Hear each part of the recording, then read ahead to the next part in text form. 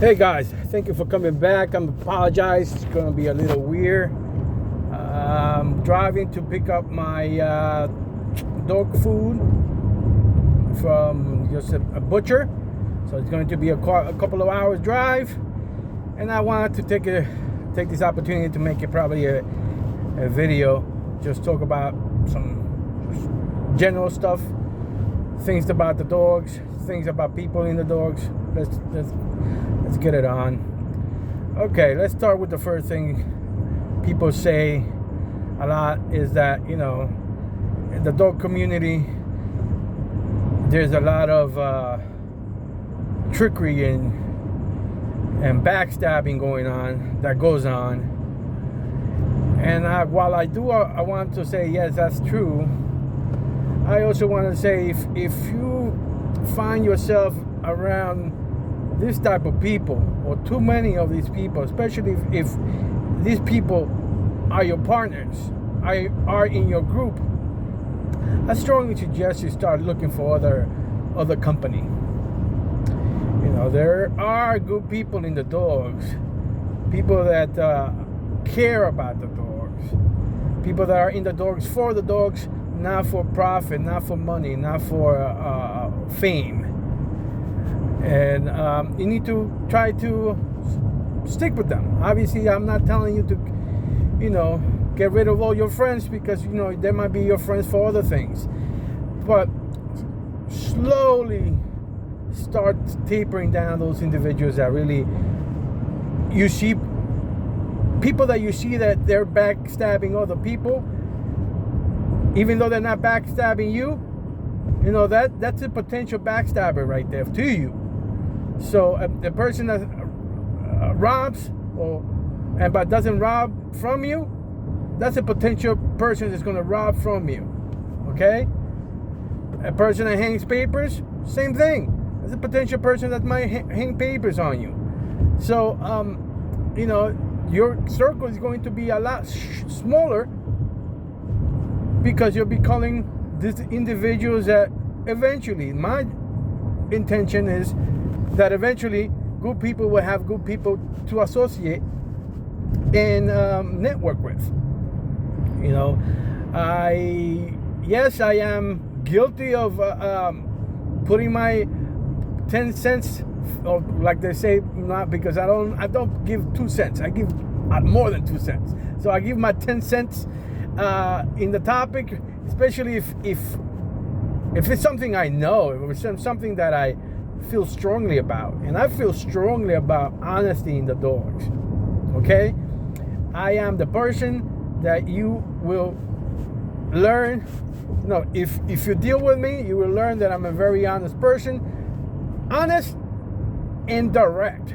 I'm very direct. I know I got a nice guy's face, but I grew up in New York.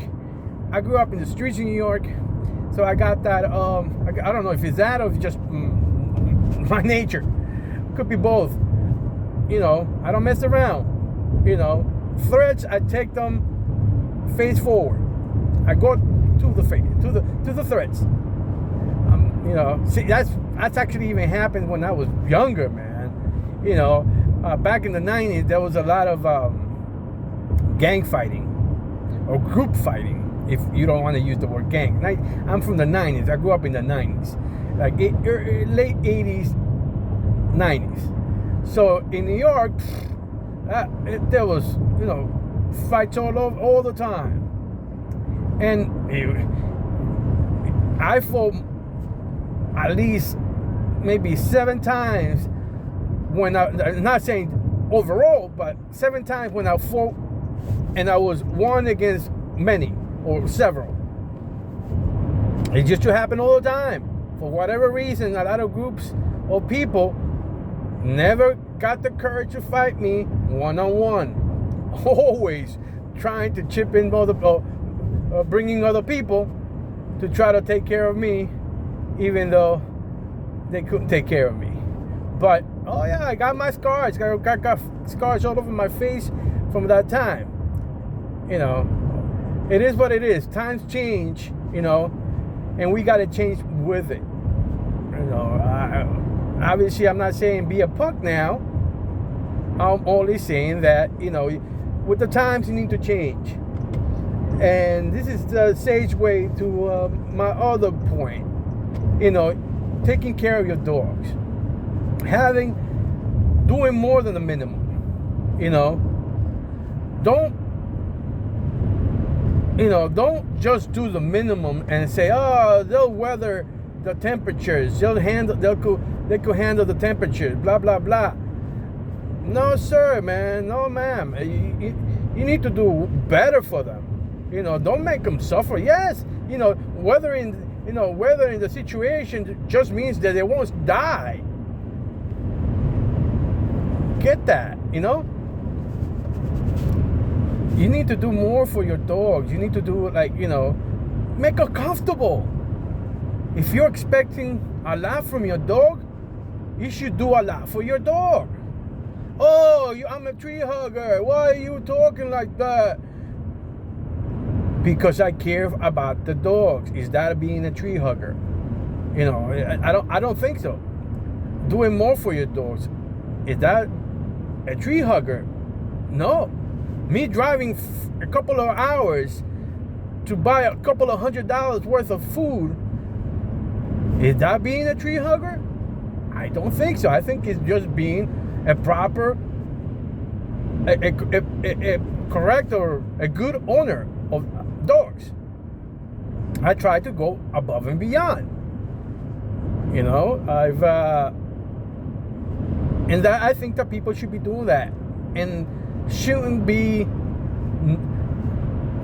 giving a pass to people that they half-ass it. I'm wanting to talk to one of my buddies. That he's a retired dogman, and he still has his dog. He's still one of these dogs, and he has, in New York, in this weather, but he has a nice setup for his dog. The dog lives outside, but I'm gonna just give you some information about this guy and his setup. That dog's house is an insulated house. Okay, the house makes it the way he has it set up, that it's a nice 70 degrees inside when it could be 12 degrees outside. It's nice and very warm, and obviously the dog's body temperature also maintains that temperature inside the doghouse. I don't have anything against chain setups. Nothing. As a matter of fact, I think it's a useful tool. It's a useful way, a good way of maintaining dogs. It's actually a better way, chain setups are, than crating dogs. I crate dogs. I crate my dogs because that's what I can do. But if I could, I would have chain setups in my yard. Nice, spacious, with shade, plenty of shade, because that is also another important part of being a good dog owner. And here I'm going to give an example of a bad owner, and I'm going to give an example because I dislike this person. So and he it's just a bad person. So Chico Lopez, if you ever see pictures of him like in his yard, or his pictures of his yard, you'll see there is no shade on there. There's no shade at all. And he has, his chain spots are concrete. So those freaking chain spots are super hot. But that's what he does. That's the Chico Lopez way. Do as little as possible, charge as much as possible, so that way, highest profit. That's bad, bad ownership from a person that's been around the dogs for many years, but he does acknowledge that he doesn't like dogs. He only likes his dogs. And really what he's saying is he only likes those dogs that are making money and while they're making money for him. You know, did he ever make a video of Bagman when he died? No. Did he ever make a video of Ciega when she died? No. And now his way of selling is, oh, never mind the dogs. You buying the brand, the Chico Lopez brand. So I am bigger than the dogs, he's saying. That, you know, the dogs really don't matter anymore. It's me that I'm giving it to you. That's what matters. Silliness, it's just silliness. But there are people, the internet people, that, you know, probably millennials, excuse me, that, you know, believe what's online. And people like this guy really has done a number on you guys, on the people that believe in Chico. He has, for a couple of years now, he has been making sure that the Google searches go up for him. And that's the reason why he comes up in the first page of when you do researching for real pit bulls, because he's using the word real, obviously, because it's very common to see many fake American Pit Bull Terriers. Fake meaning they're mixed with other things, and so like the bullies and XLs and blah blah blah. And now the teacup Pit Bull, which I was reading this morning, teacup Pit Bull, which is it's the mix of a Pit Bull and a what's the name of this terrier?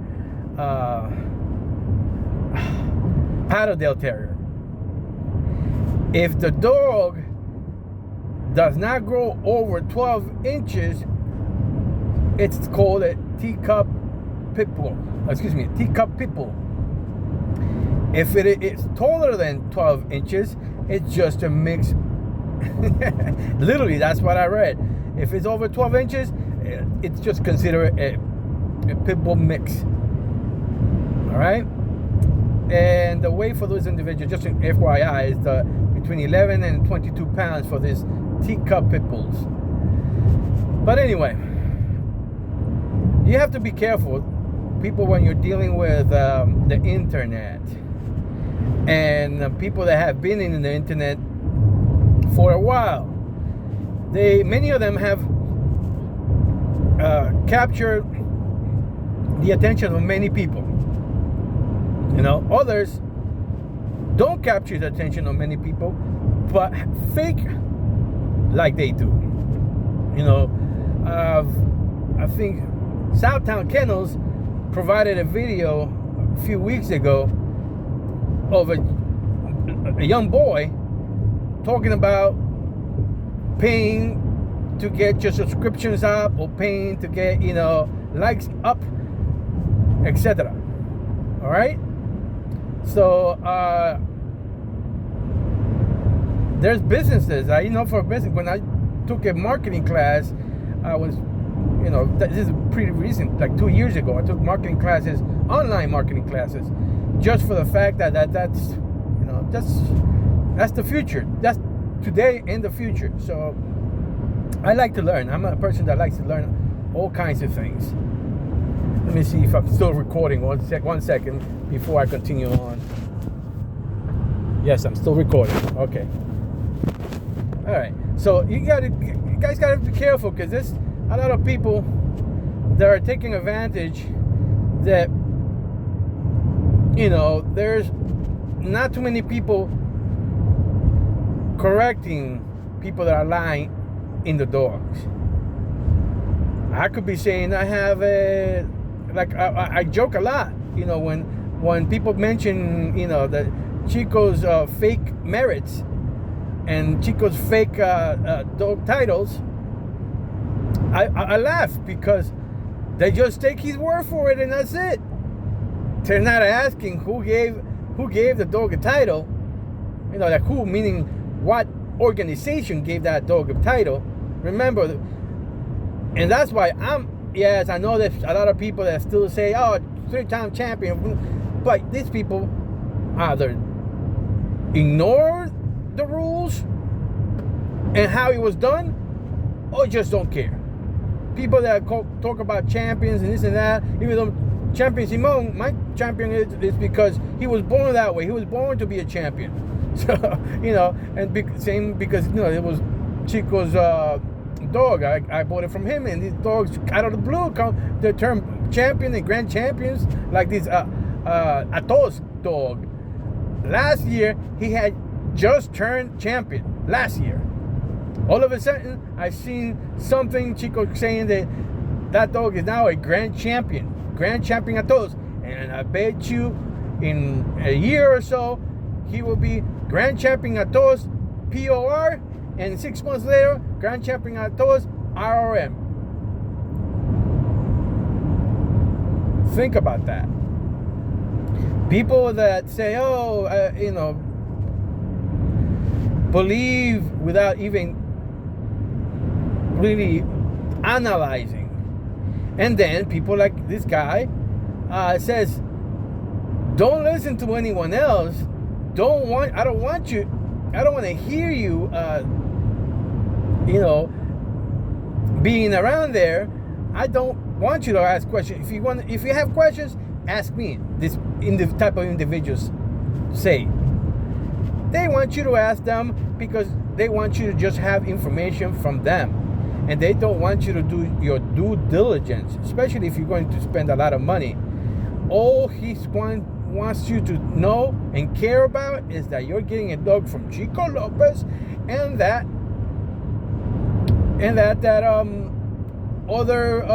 celebrities have these dogs too. Okay? So if you're that type of person that you just want to have what the celebrities have, go ahead. I mean, you won't get much, but you know, at least I don't. You know, if I had a couple of Chico's dogs, and none of them were people biters, so I would say that. But again, that's normal with most people, so most American people terriers. That's pretty normal. It's part of the standard that a dog should not be people aggressive. Part of the standard is it's expected of them not to be people aggressive. Expected. So you shouldn't be too concerned about that. So sorry about that. I was looking to. It looked like a cop was just right behind me, but I'm not sure if it's a cop or not. But anyway, so what have I said? I said that you guys, everyone that owns this breed or any breed, should do more than the bare minimum for that dog. Do I believe chain setups are bad? No, I do not. I think it's better than any type of caging, because the dog cannot see the chain holding to his neck, but the dog can see the fence or the barrier, not allowing him to go through it. Big difference in the dog's mind.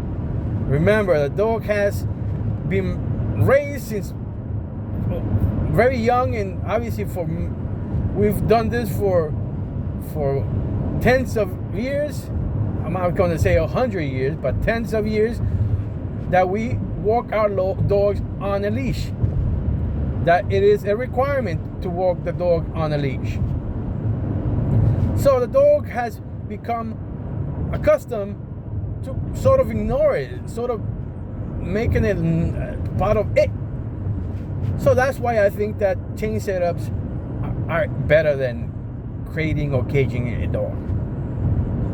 And it's a shame that, you know, a lot of states and a lot of areas are making it illegal for that to happen. I think it should be.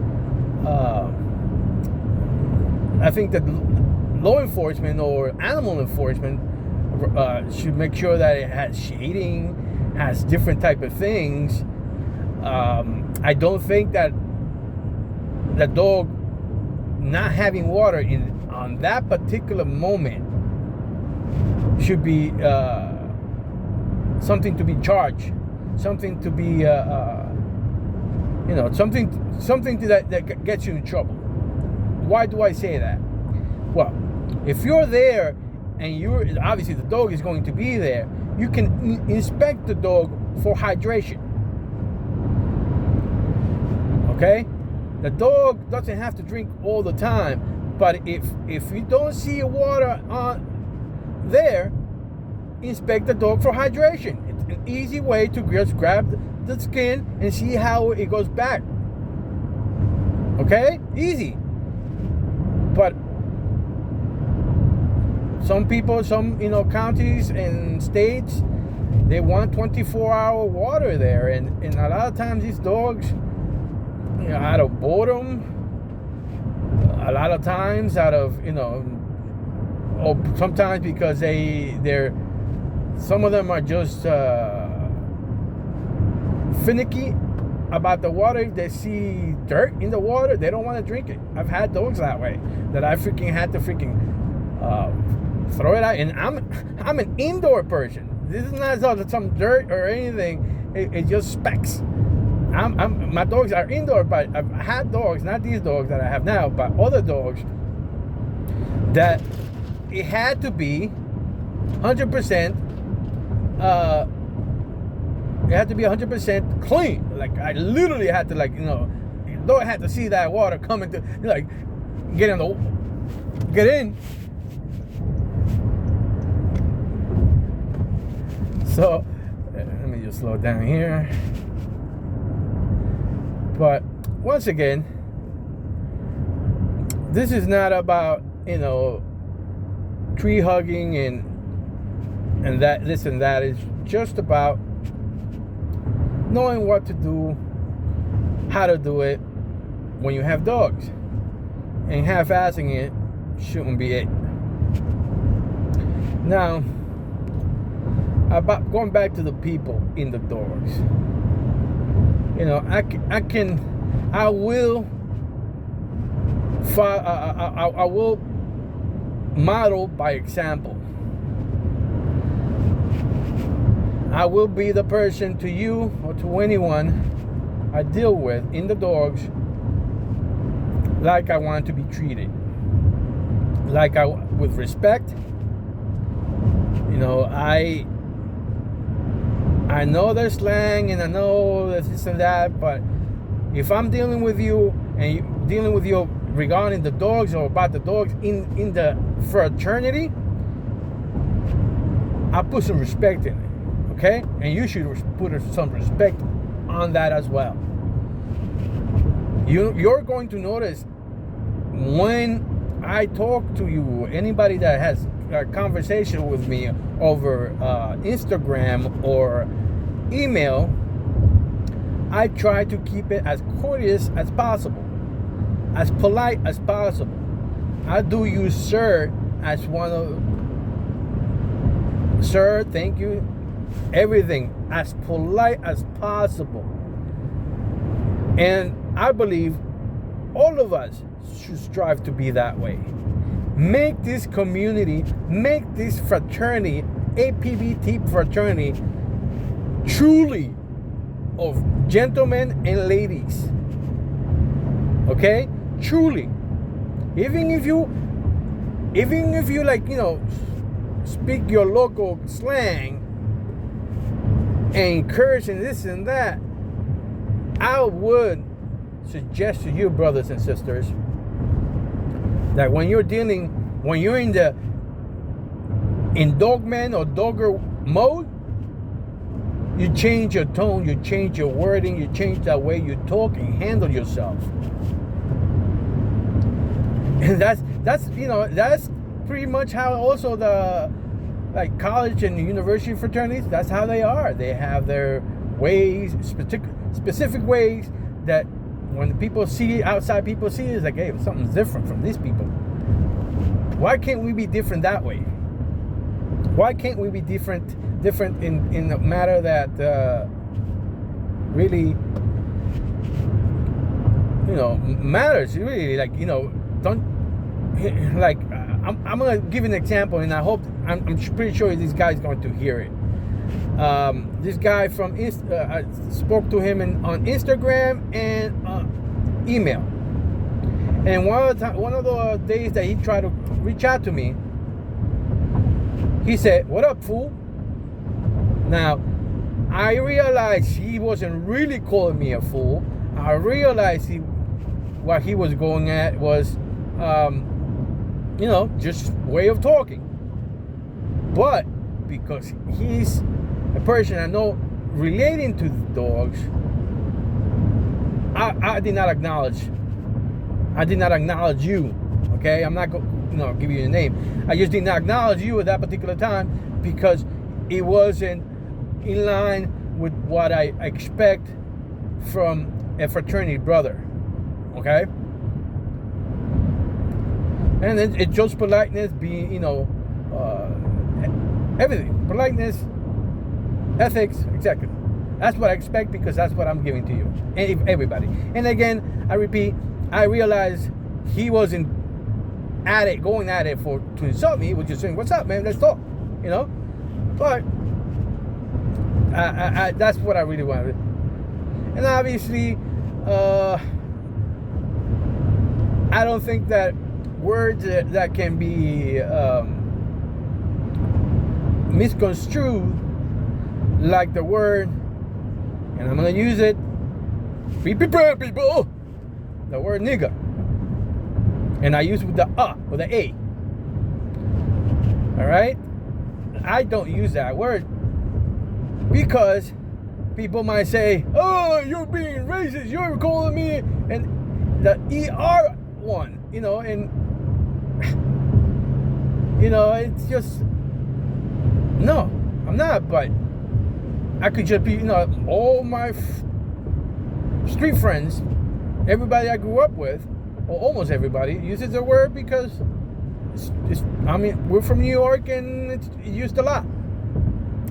I don't use it because some shady people will, some shady people will just change it just because it fits their narrative. Others just simply think that you're calling them, a racist word. So I think that type of word, or any word that can be misconstrued as racist, sexist, or any ist, should be removed from the APBT fraternity vocabulary. Okay? Just a thought, man. Let me see how long I've been talking. 1 second. Oh, okay. I guess I'm gonna leave it here. I'm gonna give you some where I am. I'm gonna leave it here, and I hope you enjoy this. I'll upload this later. But remember, if you want to hear it faster, go into settings, choose speed 1.25, and it should be a bit faster. All right. This is Tony Montana. Until next time.